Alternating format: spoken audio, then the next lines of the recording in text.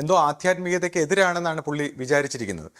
അല്ലെങ്കിൽ സുഖലോലുപത എന്നൊക്കെയാണ് പറഞ്ഞേക്കുന്നത്. അപ്പോൾ നമ്മൾ വളരെ പ്രാക്ടിക്കലായിട്ട് ചിന്തിക്കുമ്പോൾ നമ്മൾ മനസ്സിലാക്കേണ്ടത്, ഇപ്പോൾ ഒരു മീഡിയയുടെ ഒരു രംഗത്ത് വരുമ്പോൾ നമ്മൾ മീഡിയയുടെ ഫോർമാറ്റിലായിരിക്കണം വരേണ്ടത്. അതായത് ഇപ്പോൾ ഇന്നത്തെ കാലത്ത് ന്യൂസ് റീഡേഴ്സോ അല്ലെങ്കിൽ എന്തെങ്കിലും ഇൻ്റർവ്യൂ എടുക്കുമ്പോഴോ അവരെല്ലാം നമുക്ക് സിനിമ സ്റ്റൈലിൽ തന്നെ നമ്മൾ മേക്കപ്പ് ഒക്കെ ചെയ്യുന്നതും നല്ല കളർഫുൾ ആയിട്ടൊക്കെ ഇരിക്കുന്നത്. കാര്യം ക്യാമറയിൽ വരുമ്പോൾ അതിൻ്റെ അപ്പിയറൻസ് കറക്റ്റ് ആക്കുന്ന ഒരു രീതിയുണ്ട്. ഇതിനെയാണ് പ്രൊഫഷണലിസം എന്ന് പറയുന്നത്. അപ്പം നമ്മളൊരു ക്യാമറ അഭിമുഖീകരിക്കുമ്പോൾ എങ്ങനെ ആയിരിക്കണം?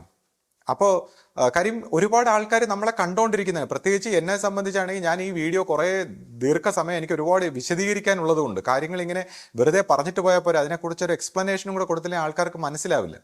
അപ്പോൾ സമയം ഒരുപാട് എടുക്കുന്നത്. അപ്പോൾ ഇത് കണ്ടുകൊണ്ടിരിക്കുമ്പോൾ ഇത് കുറച്ച് കളർഫുള്ളായി കുറച്ച് വൃത്തിയായിട്ടൊക്കെ ഇരുന്നില്ലേ ആൾക്കാർക്ക് അരോചകത്വമാണ്, ആൾക്കാർക്ക് ബുദ്ധിമുട്ട്, അല്ലെങ്കിൽ ഒരു നെഗറ്റീവ് എനർജിയാണ്.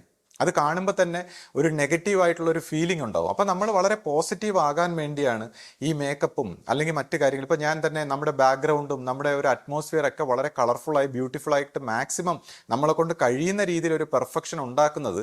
ഇത് കാണുന്നവർക്കൊരു ദൃശ്യ അനുഭൂതി, അത് കണ്ടുകൊണ്ടിരിക്കുമ്പോൾ അവർക്ക് ബോറടിക്കാതിരിക്കാൻ അത് ഒത്തിരി കളർഫുൾ ആക്കുന്നതാണ്. അതാണ് ഒരു മീഡിയ രംഗത്ത് വരുമ്പോൾ നമ്മൾ പാലിക്കേണ്ടത്. അപ്പോൾ ഇവിടെയാണ് ഈ പ്രാക്ടിക്കൽ അല്ലാത്ത ചില വർത്തമാനങ്ങൾ ആധ്യാത്മിക രംഗത്ത് വരുമ്പോൾ. നമ്മളിപ്പോൾ ഒരു അമ്പലത്തിൽ പോകുമ്പോൾ അതിൻ്റേതായ രീതി, ഒരു ആശ്രമത്തിൽ പോകുമ്പോൾ ഒരു മെഡിറ്റേഷൻ അല്ലെങ്കിൽ ഒരു ധ്യാനം, ഒരു പ്രാർത്ഥനയിലൊക്കെ പങ്കെടുക്കുമ്പോൾ അതിൻ്റേതായ വേഷവിധാനങ്ങളും അതിൻ്റേതായ ഡ്രസ്സും അതിൻ്റേതായ ശൈലിയിലും പോകണം. ഇനിയിപ്പോൾ ഒരു ആർമിയിൽ ഒരു യുദ്ധത്തിന് പോകുമ്പോൾ നമ്മൾ അവിടെ ഞാൻ സന്യാസി എന്ന് പറഞ്ഞ് നമ്മൾ താടിയും മുടിയും വളർത്തി നിന്നാൽ പറ്റുമോ? അവിടെ അതിൻ്റേതായ ഒരു വേഷം.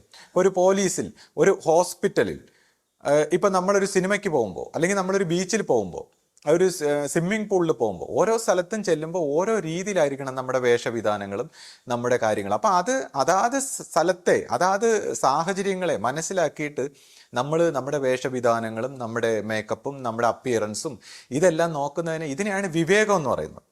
അല്ലാതെ ഈ വിവേകമില്ലാതെ നമ്മൾ എന്തെങ്കിലും വിടുവായിത്തരം വിളിച്ച് പറയുക, മേക്കപ്പ് ഇട്ടുകൂടാ. നമ്മളൊരു മീഡിയ രംഗത്ത് വരുമ്പോൾ അതിൻ്റെ മീഡിയയുടെ രീതിയിൽ വരണം. അപ്പോഴാണ്.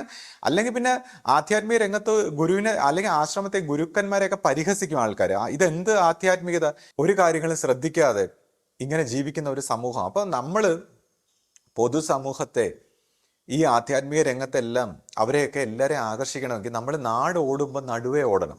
അപ്പോൾ അതിൻ്റേതായ രീതിയിൽ പോയിട്ട് വേണം നമ്മൾ ഈ ആധ്യാത്മിക രംഗത്തേക്ക് പുതിയ തലമുറയെ ആകർഷിച്ച് കൊണ്ടുവരാൻ. ഇപ്പോൾ ഒരു ആശ എൻ്റെ അടുത്ത് വരുമ്പോൾ എൻ്റെ ഈ ഔട്ട്സൈഡ് അപ്പിയറൻസും എൻ്റെ ഒരു ശൈലിയൊക്കെ കണ്ടപ്പോൾ ആശ വരിച്ച് ഞാൻ വളരെ ഫ്രീ ആണ്, ഭയങ്കര കൂളായിട്ട് മറ്റൊരു മോഡേൺ അപ്രോച്ച് ആണെന്നാണ് ആശ വിചാരിച്ചത്. എന്നിട്ട്